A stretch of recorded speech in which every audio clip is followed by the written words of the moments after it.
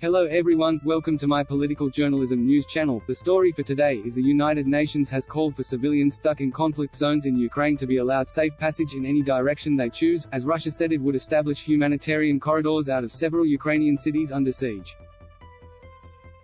A third round of talks between Russia and Ukraine ended with a top Ukrainian official saying there had been minor, unspecified progress toward establishing safe corridors that would allow civilians to escape the fighting.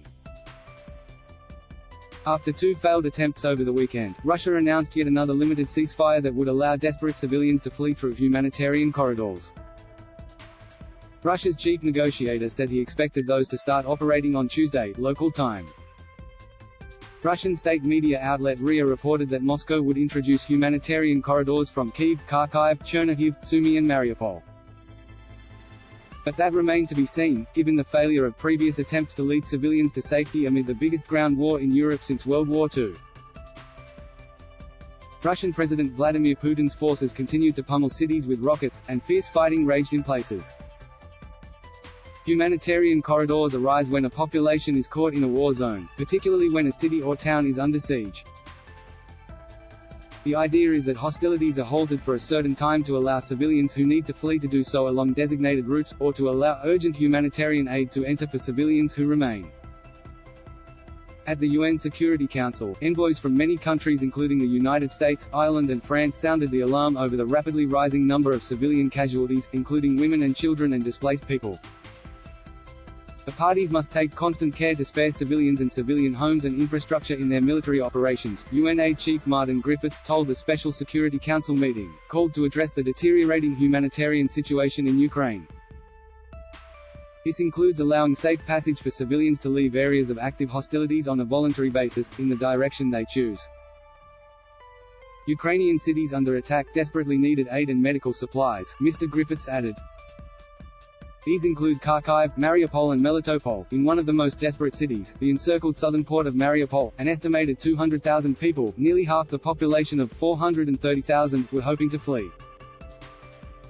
Police moved through the city, advising people to remain in shelters until they heard official messages broadcast over loudspeakers to evacuate. Hospitals in Mariupol are facing severe shortages of antibiotics and painkillers, and doctors performed some emergency procedures without them. Red Cross officials waited to hear when a corridor would be established. Red Cross says some evacuation routes mined.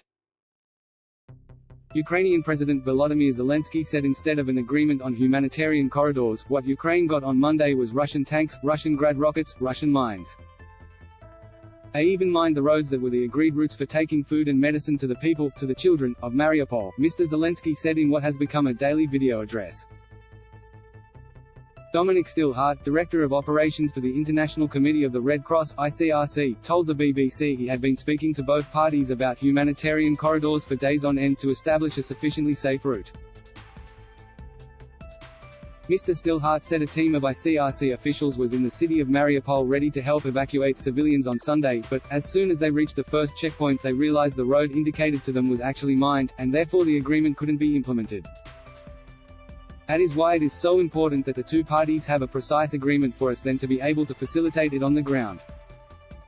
Russia's defense ministry earlier said it would open 6 humanitarian corridors in Kyiv and other Ukrainian cities, but Kyiv rejected the proposal as the evacuation routes led into Russian or Belarusian territory. Russia continued to pound some cities with rockets even after the announcement of corridors. According to maps published by Russian state news agency RIA, the corridor from Kyiv would lead to Belarus, while civilians from Kharkiv would be permitted to go only to Russia. Russia would also mount an airlift to take Ukrainians from Kyiv to Russia, the ministry said.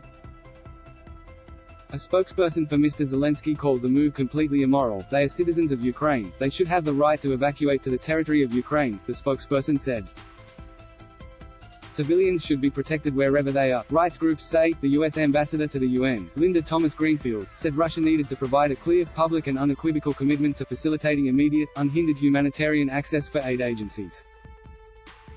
Ms. Thomas-Greenfield said Ukrainian cities were under siege and under relentless Russian shelling, with hospitals running out of supplies, food dwindling and civilian casualties mounting.